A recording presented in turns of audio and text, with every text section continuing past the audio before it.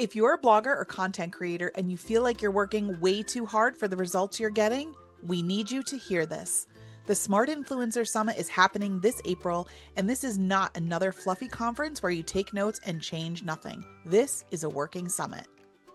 We're bringing together serious creators who are ready to tighten up their systems, fix their monetization leaks, and finally build a business that doesn't depend on hustle mode 24/7.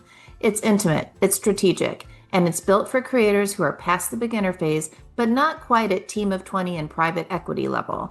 If you're tired of guessing and ready to execute with clarity, grab your ticket now at thesmartinfluencer.com/summit. We'll see you in the room. Welcome to the Smart Influencer Podcast. If you're tired of chasing algorithms, second guessing your strategy, or feeling like you're doing all the things without seeing the growth you want, you're in the right place. We're your hosts. I'm Christina. And I'm Corinne. And we're bloggers, business owners, systems nerds, and founders of the Smart Influencer. Between the two of us, we've built multiple six-figure brands, launched digital products, hosted live events, and coached creators who are ready to level up. Each week, we break down what's actually working in today's creator economy, from monetization and list growth to systems, automation, and building a business that doesn't own you. Because this isn't about hustling harder. It's about building smarter. Let's get into it. So today it's going to be Christina and I chit-chatting, and in preparing for our summit, we've really got that like teaching teaching mode, I guess, on the brain. So we thought we'd do another session like that. We want to like give you real actionable tips, step by step. We're not talking theory. We're not talking this is a great idea, kick it around. We want to give you like actual things you can do today that are going to move your business forward. So today we're going to be talking about the three systems that every blogger that's like successful in our business or is thriving right now, the things that they actually have in place. Yeah. And go ahead. Oh, I said, so like there are bloggers out there who always seem calm, steady, and growing, right? Like they seem like they've got it all together. I always like that. It's kind of like the duck, right? You see the duck just floating on top of the water, but you don't see like the massive paddling that's Right. happening underneath the water. But then there are bloggers who seem like they're always scrambling. And I Right. don't think that difference is talent, right? We're all equally as, or, very similarly talented. It really, I think it boils down to systems. Right, exactly. And I feel like you can go through like the Rolodex, I think, of our previous guests, because Yeah. you'll get people that like they do like actually I don't feel like we have very many people like that on the site. Like they have like a platform that they know really well. But for the Hmm. most part, most of the entrepreneurs we have on have multiple businesses. Yeah. And like I remember when I started blogging and I'm like, I don't know how anybody has time for anything else. I barely like I was working 20 hours a day just trying to get Wonder Mom floating. Right. But once you start to figure out the systems, those you can rinse and repeat. It's why so many bloggers that have been around for a little bit end up starting a second blog because they're like, well, now I know the system and I can just repeat Hmm. it.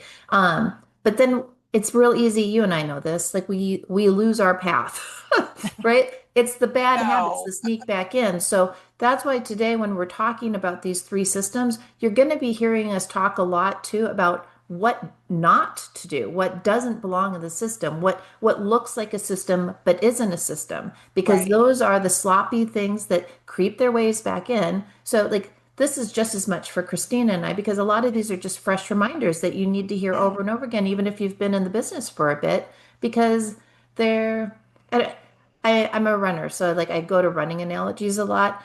Like when you are at mile 20 in the marathon, you have the worst form ever because everything hurts. And so you're nursing like your knee, you're like a little bit sloppy, and that makes it worse. Like you travel slower, you move worse. It's the same thing with business. We get a little bit overwhelmed. You get hit with an algorithm change. You go into panic mode, and we are reacting, and you are never making your best decisions in No. reaction mode. And that's where you get sloppy, Yeah. right? That's where you really start to fall apart.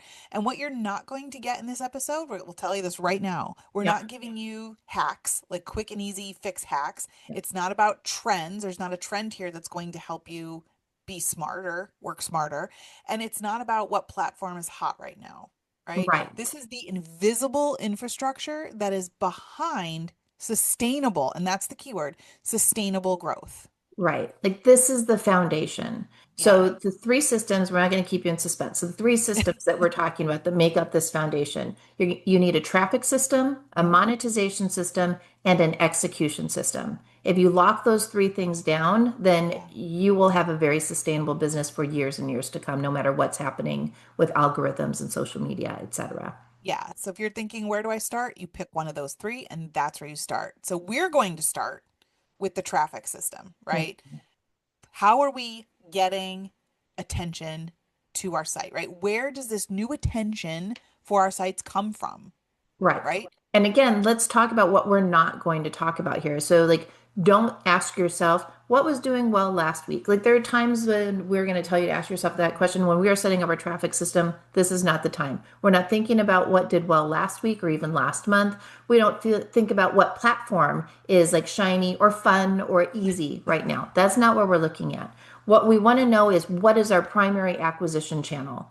Yeah. Right? Yeah, like how do you get traffic? Where is that coming from? So we can start to analyze like why that works and what kind of content you Mhm. create that feeds it.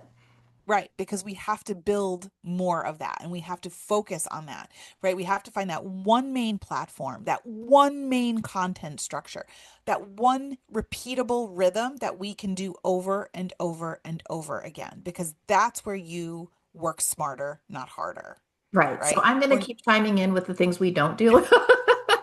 That's she's just going to I'm be good cop, she's bad cop. I'm gonna be bad cop today. Mostly because I'm a shiny object chaser. So these are the reminders I need to be telling myself. We are not chasing every platform. Yes, somebody is doing something really cool on Flipboard. And yes, somebody's got a really great Instagram strategy that's working. That's not what we're doing. You're going to pick your platform and you are going to get really, really good at it. You're Mhm. not going to constantly pivot. Yes, pivoting is important. Like we need to stay relevant, but you aren't pivoting for the sake of twirling, right? Like you're pivoting when something devastating happens and you have to choose a new Right. direction. When you're establishing a traffic system for your site, like coming up with that main system, that main strategy, that's not something that's going to change every couple months. That is something like that's a major pivot, like every decade, Yeah. maybe, like the Google change in the last, couple of years. Maybe that would do it, or Pinterest, right? But it's not a constant spinning around what's doing hot now. Like that's there's a difference. And abandoning strategies too quickly, which I have to say this because I'm so guilty of it. Like I Mhm. am impatient. I don't like tracking, even though that's what you should do. You need to know the data before you make brash decisions. So like I will try something and I'll give it a week. I'll give it 2 weeks.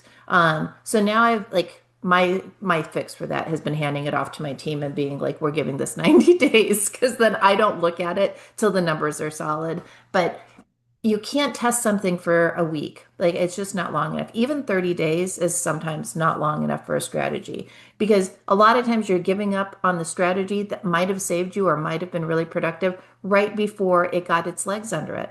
Yeah.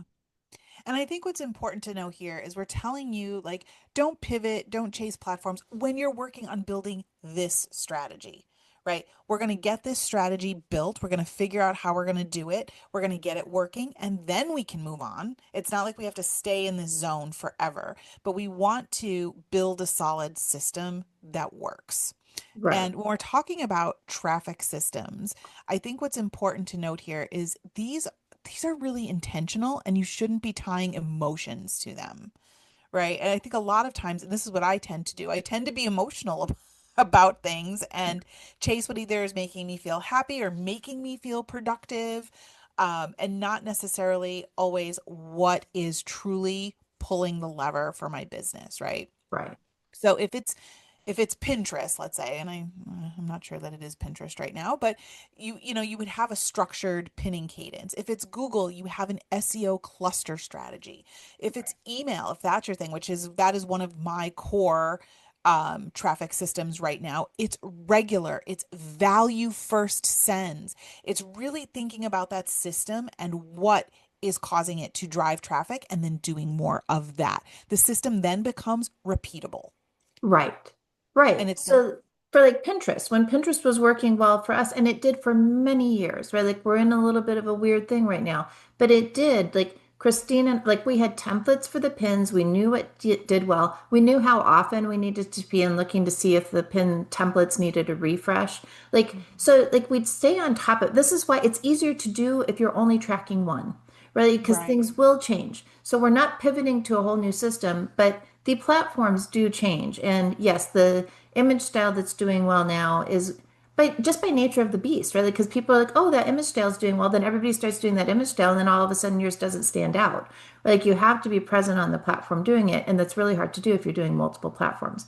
But on Pinterest, are you giving it the type of content it likes? Not everybody's content does great on Pinterest, right? Like Right. Pinterest isn't a for every type of niche platform. Same with Instagram. Yes, I know like people are going to argue with me on this, and you can argue with me. I don't need to be right about everything, but there are certain things that do better on Yeah. certain platforms that don't do well in other places. So are you giving it that content? Are you giving it in the way that people right now are wanting to consume it? Hmm. That's what we're talking about the traffic strategy. As much as we've talked about this about repurposing content, I get it. I love a good set and forget. I love a Yeah. good do it Oh, me once, too. use it multiple times. But everybody that does that really well, you might take the same basic reel and post it on Facebook, on Instagram, on TikTok, but the format's a little bit different. The music's a little bit different. You can't. We have a mastermind member that uses Repurpose IO because she's like, this will get my content on those other platforms, but she's focused on Facebook. And I know a lot of people that use it that do TikTok and they'll use it to get their content to Facebook and Instagram because otherwise they're not doing it at all. Right. Like, so I'm not saying ignore all the other platforms, but just know that you can't truly take one piece and it's going to perform in its original state Yeah. the same on all three. You got to pick one. And it's okay to put other systems on life support for the moment. Like have some content out there. Just know it's not your best effort because that's not where your focus is right now. Your Right. focus is on what's going to bring you the most return on your investment of time. Right. And Right. that's I for me, that's exactly where I would start if I was, when I'm doing this system. So I'm focused on email. I am going to really go all in on that. I'm dissecting everything. I'm taking it apart bit by bit and then building it up the way I want it to be. Right. Not just having all the systems on life support. We're picking one, we're going to focus on it and let the other ones kind of do their thing and just keep trickling some content out there. But no, eventually you're going to get to it. Right. Well, and that's a great example because mine right now is email too. Like that's my traffic driver. It's how I send myself most of I send traffic from my Yeah. email list, and it is like my email is always my number two or three. Um, Google is still number one. Google is still number one. But like email is always two or three for me. And so like that's where I focus. Am I giving them value right out the gate? Am Mhm. I like I've been actually recently like getting rid of like I don't care if people unsubscribe. Like I've been doing the emails I want to do so that I have my people and Mhm. you can unsubscribe if you want because it costs me a lot of money if you're sitting there not engaging with my content, not crying about that, but to like really get the people that are there doing what I want them to do. Or like either Mhm. buying my products or clicking through to the site and then doing a lot of things to try and grow the list. Like that's my focus. If I'm on other platforms, it's just to try to figure out how to get people on my list. Right. And And I think go ahead. oh, I was just gonna say, I think you need to think about too when you're doing, regardless of what the system is, whether it's email or you're working on Instagram or Flipboard, whatever, right? You need to think about where the customer is in their journey with you. And this is something I really got into when I started teaching the class that I'm teaching at the university, is understanding if they're in the no phase, the like phase, or the trust phase. Because if they're only in the no phase and you're trying to push them to buy something, they're never going to buy from you, Right.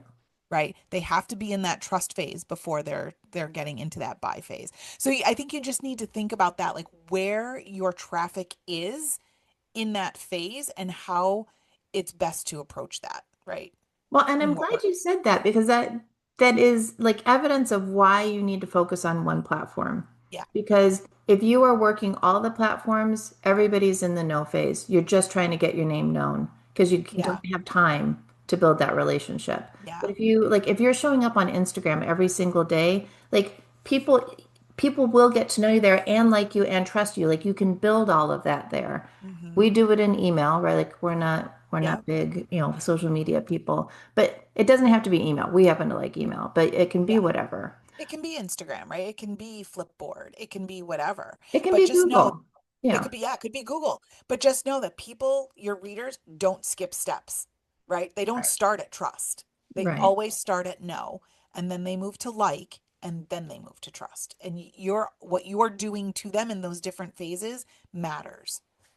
So we want, again, the purpose of this is to like we want you to walk away with an actionable task. So and we Yeah. did. We actually talked a lot of theory, but this is the thing that we want you to do. Pick one platform where you are actually seeing growth or you have the potential for growth. Not Hmm. all of them. There are Right. lots of like as entrepreneurs, we see opportunities everywhere, right? Like that's great. That's great. But right now, to make sure you actually see growth, pick one. Pick one. Yeah. And then is your content structured to feed that platform consistently? That's the big moment here. And that's really what we want you to think about. So once you pick that platform, is it really structured to feed it? Right. Okay, quick pause. Because if you've been thinking about coming to the Smart Influencer Summit but haven't pulled the trigger yet, let's talk. If you've ever left a conference fired up and then 3 weeks later you're right back where you started, yeah, we built this to fix that. This summit is designed around implementation. You won't just listen, you'll plan, you'll workshop, you'll think through your actual business, your traffic, your offers, your systems with other creators who get it. And here's the thing, this is not a 500-person ballroom event. It's intentionally small so the conversations are real. The networking actually matters, and you're not just a badge walking around. If you're a mid level blogger making money but feeling stuck, this is your room. Tickets are limited. When they're gone, they're gone. Head to the smartinfluencer.com/summit and secure your seat. Future you will be very glad you did. Yeah. Right. So traffic's great. Traffic brings people in, so that we have new people looking at us. But traffic alone is not going to build our stability. So this is not the only system we're going to talk about today. Yep. Yep. What you need for that stability to make your business a business, you need a monetization system. Yeah. And this really answers when someone's ready to spend money, where do they go? Right? We're not, I'll be bad cop right now. Okay. We're not talking about random affiliate links. We're not talking about, a dozen different scattered offers all over, an ebook here, a printable there, sign up for a recipe here. We're not talking about a sales page that you built that's buried somewhere that nobody can find, Right. Right. right? That isn't And linked anywhere. ask us how we know. Who would do Ask us. that? Yeah. We are totally talking about ourselves here. Oh, you want a clear, intentional money path.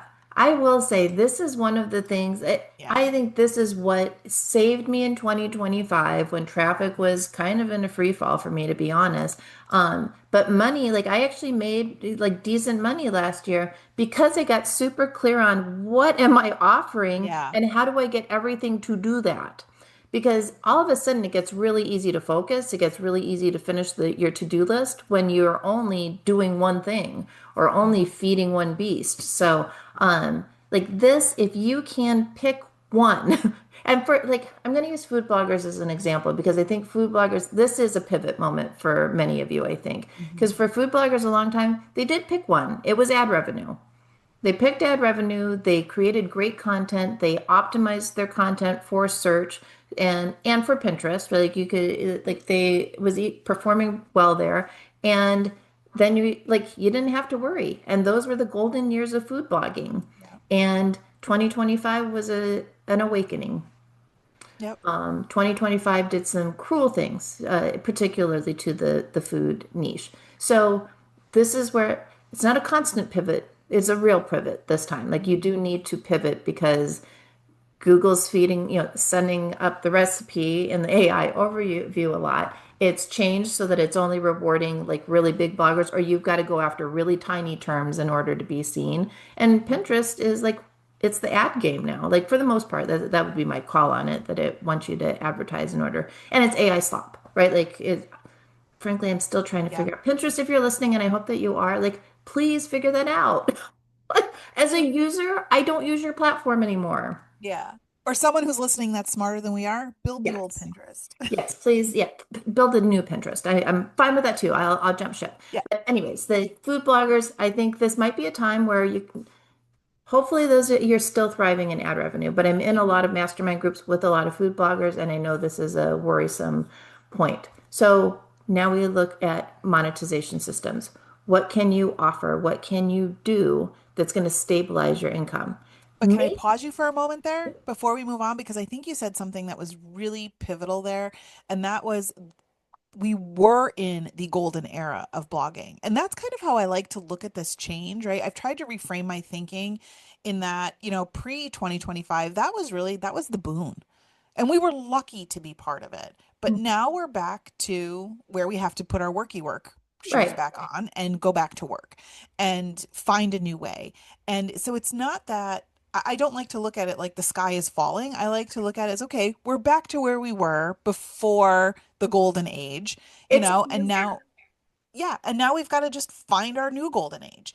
Right. So I think it's a little bit of reframing your thinking. So that's kind of where I want you to come from when you're thinking about this, not from the sky is falling, but from what's going to be my new path. And let's like so that it's not doom because I don't want anyone to take doom and gloom from this, right? Like and food bloggers especially, like I wasn't coming for you. I think there's a Yeah. big opportunity. You Yeah. have years of excellent content, right? Like you Mhm. created some amazing content. You have great photography, you've got great recipes, put your heart and soul into it, and people eat every day. Like that did not change. Christine, you always say that. Like people still need to eat every day. Yeah. And they're going to get tired of some of this AI slop and recipes that aren't tested. The Hmm. the challenge now, right? It's a new opportunity if you can figure it out, Yeah. is that you have to figure out how to give those people, those same people that needed you, what they need now. And Exactly. that changed a little bit, right? A Yeah. little bit.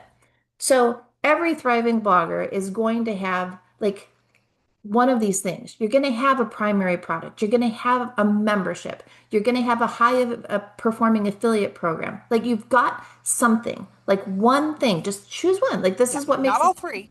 yeah, this is what makes it simple. So, food bloggers, you could have a meal plan. You could have a meal planning membership. You could have like a great affiliate partnership with several, brands, and then that's Hmm. what you promote, and you're earning high commission on that. Or, like I think this happens a lot with people that have a very specific technique that they do, like Ninja Foodie or the Blackstone, grill, like things like that, where you could maybe partner with those brands and sell a high Hmm. value item to your audience.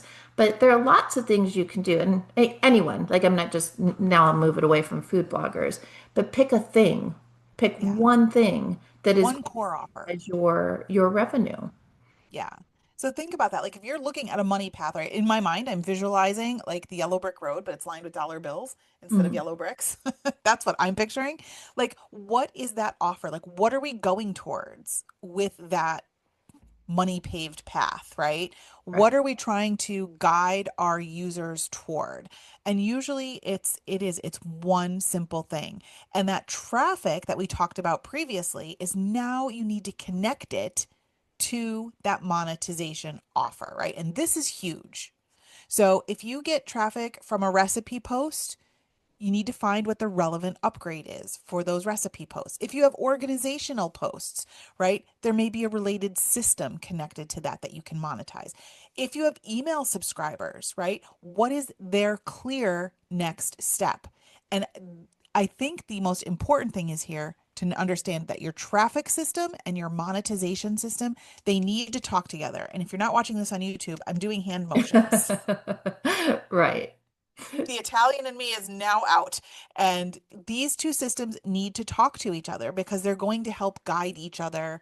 Your traffic offer or your traffic path is going to lead people down your monetization path. Right. And then here's the kicker. Like, here's the thing that like I struggled with for a very long time. And once you remember this and do it all the time, things get much easier. That you have to like monetization has to be visible. Like we're so afraid to ask for money. We're so afraid to let people know we're selling something. But it is a Yeah. business and you are providing a service and you have to get paid in some way. So it has to be visible. So Yeah. you need to be thinking with everything that you create, with everything that you already have out there. If someone loves your content, is it obvious how they go deeper with you? Like, Right. ask that question, not like, what can I get from them? Is it obvious what the next step is so that they can get more of what they like from you? Right. And I want you to reframe your thinking with that too. You're not selling them something. You're helping them solve a problem that they have, right? I have to tell myself and remind myself of that little nugget every single day because I don't like to sell things, right? I'm not a salesman. I'm not good at sales. Well, we're not selling people things. We're problem solvers. So if we reframe our thinking that we're helping our readers with a problem, you're no longer selling, Right. you're helping, right? So if someone was to land on your most popular post today, what would you want them to do next? By And the is way, it, this is the action step. This is what we yeah, want. oh yeah, this is what we want you to do. Think about this. Really think about this. If they landed on your most popular post today, what do you want them to do next? And is it clear, right? When you look at that page, is it smack in your face obvious what you want them to do? Right. Are you trying to get them on your email list? Are you trying to get them to buy your cookbook? Are you Right. trying to get them to like shop the recipe and so you make affiliate ever? There's no wrong answer here, but pick Hmm. one and then make it. I shouldn't guess. If I come to your top Yeah. post, I shouldn't be guessing which one was your top priority for me to do. Hmm. And when you're trying to shove too much in their face, they won't do anything. Right. Yeah. And then take that next step. So after you've gone to your, like, let's say you're doing that well, and I hope that you are, right? Like you go and yes, I'm all about like selling my cookbook. So that's all over it. That's really all I'm asking them to do, other than maybe a save the recipe, right? Like we're not saying you can't do anything extra, Yeah. but like you're crystal clear on what you want them to do. Look at the next step. And what did you do at that step? So if it's an opt-in, did you tripwire them? Like, are you constantly giving them the next step? Go all the way through all your steps until you get to the end. Hopefully, ideally, this is at least 4 steps. But like if you're trying to monetize off of getting someone in, like hopefully you've got at least 4 steps. You're getting them to do the next thing, the next thing, the next thing. Right. If you And don't if have you, at least 4 steps, figure out how to fix that. yeah. And if you think about it from where the customer is in your journey, your first step can just be building that know where they're getting to know you. And then, maybe step 3 or step 4 is building that like and that trust. You can move them through that system. That's perfectly fine. Right. Right. But just remember that traffic without monetization is just noise, right? And monetization without any form of execution it's just stalled potential. You have so much potential there that you're not doing anything with. Which is And we why the want you, next system is going to be execution. yeah, because we want you to be smart here. We're smart influencers, right? Now, Okay. if you're listening, Oh, go ahead. no, go ahead. Was gonna say, I want to pause here for just a second because we're being very transparent. We really, really want people to come to the summit. So if you are listening and thinking, I need to actually sit down and build this, right? Like if this is resonating with you at all, that's exactly what we're going to be doing at the summit. We're going to be teaching, and all our speakers are going to be teaching, and then in the same session, implementing. You're Mhm. actually getting the work done at the summit. So you're going to leave having moved your business forward. Yeah, exactly. All right, now let's move on to that execution system because that is system number 3. This is one of my favorites. Yes. Because this is really where you start to differentiate yourself from, just any old blogger out there. That execution system is going to answer, how does work actually get done in my business without, this is the important part, without chaos, Okay, so let me right? talk about what not to do. Okay, top.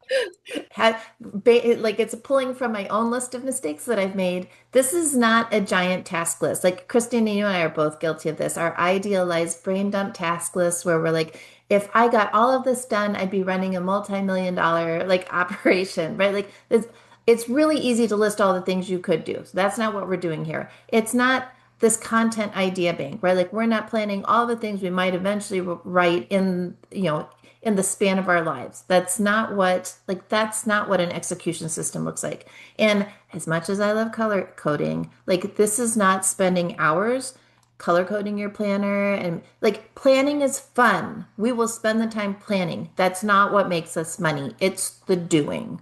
So Right. we're going to talk about how we take some of those elements, some of those Mhm. things, but actually turn that into a rhythm that's Yeah. going to help you get things done and move your business along. Yeah. So I think one of the hardest things, and because we're in that season right now, right? It's Q1 in our businesses. And we're all in the, oh, our big goals for 2026. And we're planning out all these great yearly goals that we want to do.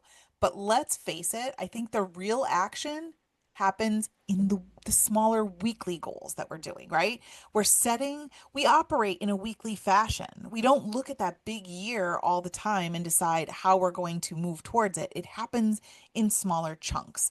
And I think what thriving bloggers do is they look at what are the key 3 to 5 outcomes I can do this week that are going to move me towards those bigger things. And what's important about that is they know what done looks like, Right. right? And that's big to know when something is done and not, we're not constantly tweaking and refining and tweaking and refining, like I'm putting like having done is better than perfect, people. I have that written on my computer. I say it to myself almost every single day. I have these like mantras that I have to repeat to myself because Yeah.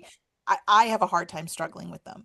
But then they're reviewing those things weekly, what they did each week. Did it work? Did it not work? Because I'm not spending my time, wasting my time doing things that don't Right. work. Well, and I love this because I used to be a monthly girl, right? Like I do the monthly stats or like everything like stacks kind of nicely for monthly.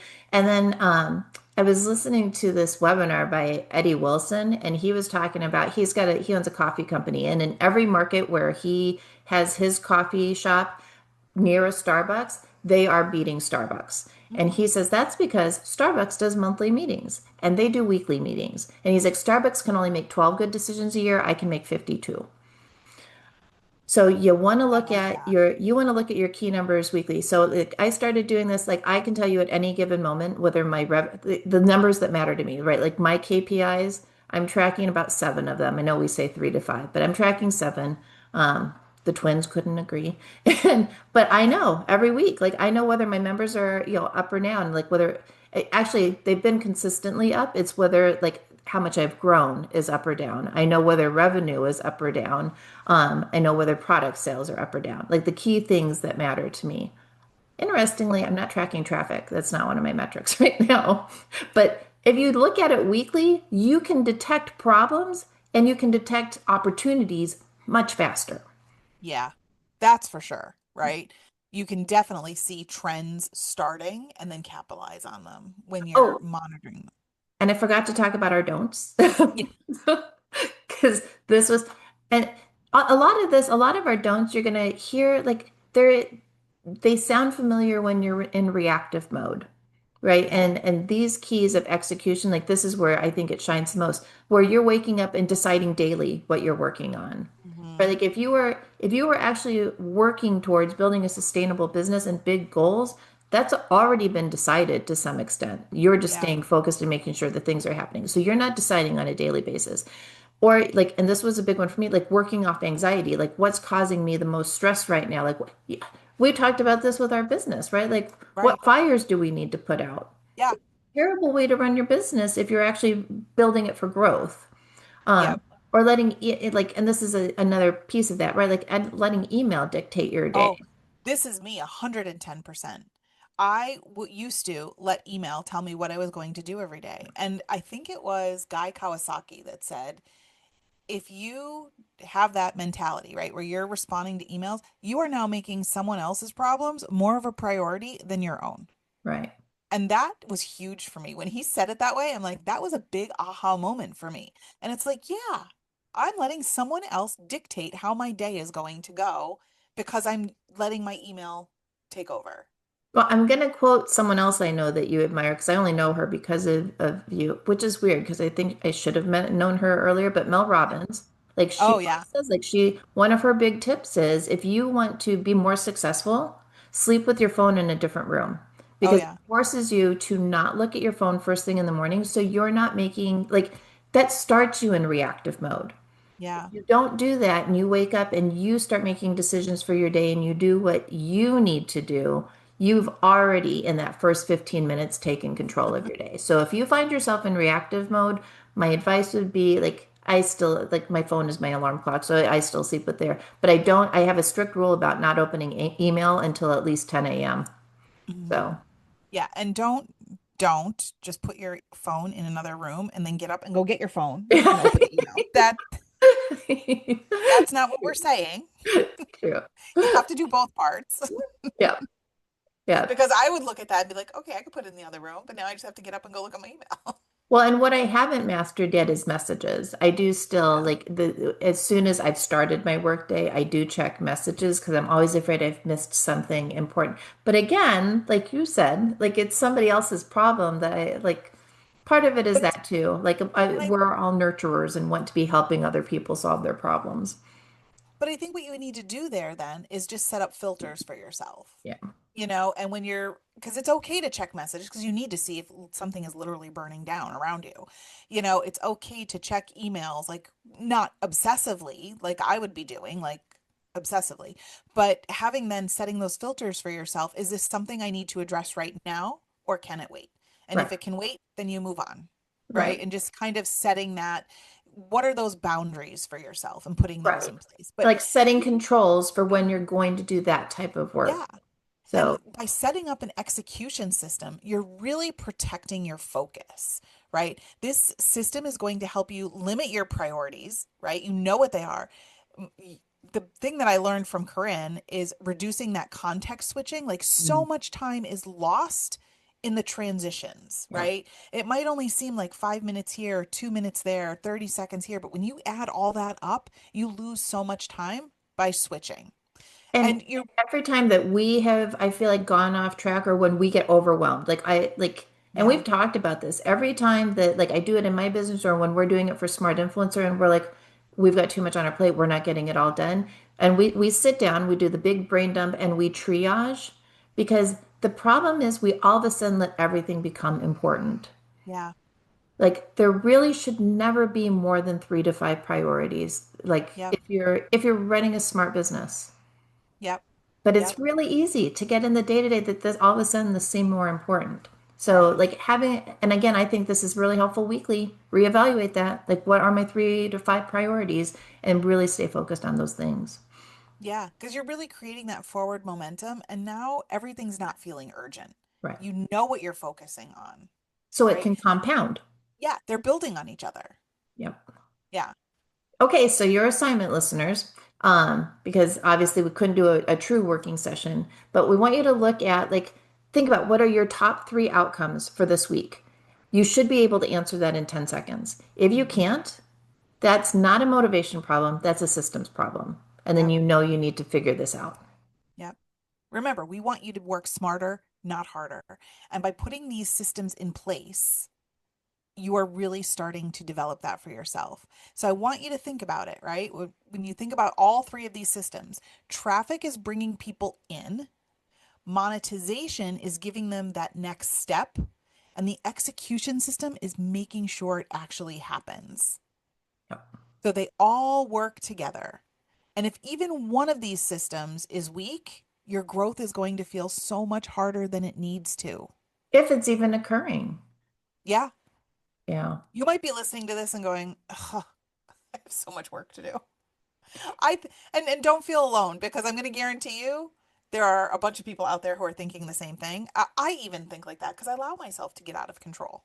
But actually, I promise you, if you focus on, I just need to clean up these 3 systems, because each of them is supposed to be so singularly focused, it is actually much easier. Like Yeah. every time we triage, we have a powerhouse, like Oh yeah. several weeks of productivity because we've cleared away all the nonsense. Yeah, all the noise. Hmm.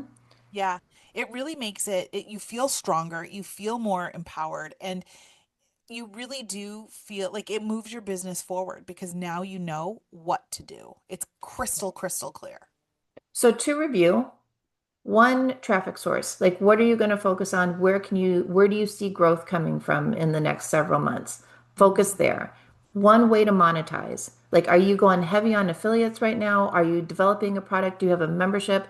Again, no wrong answers. What is it for you? And then make sure you're consistent with that everywhere and make sure you're showing it everywhere, Yeah. right? Like have that in your welcome sequence, have it on your site, have it on social media.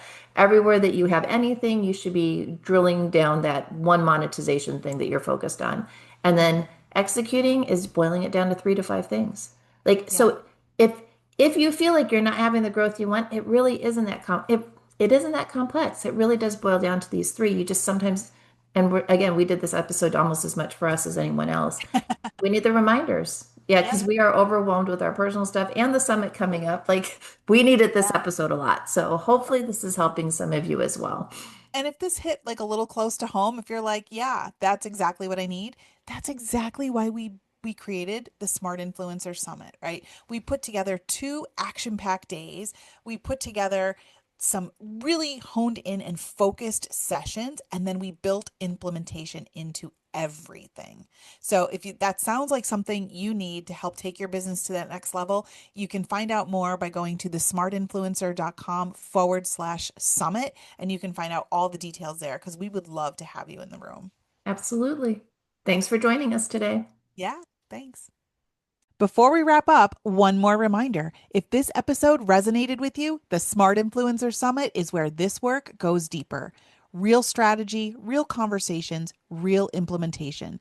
No fluff, no vague inspiration, no manifest your millions nonsense. Just smart creators building smart businesses. If you're ready to stop circling the same problems and finally solve them, grab your ticket at the smartinfluencer.com/summit. We would love to see you there.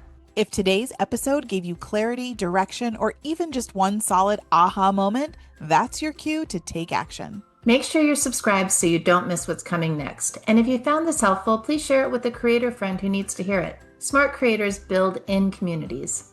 And if you're ready to go deeper, whether that's through our mastermind, live events, or free resources, head to thesmartinfluencer.com and get on our list. That's where we share the strategies, tools, and behind the scenes insights we don't always talk about on the podcast. Thanks for hanging out with us today. Now go build something smarter.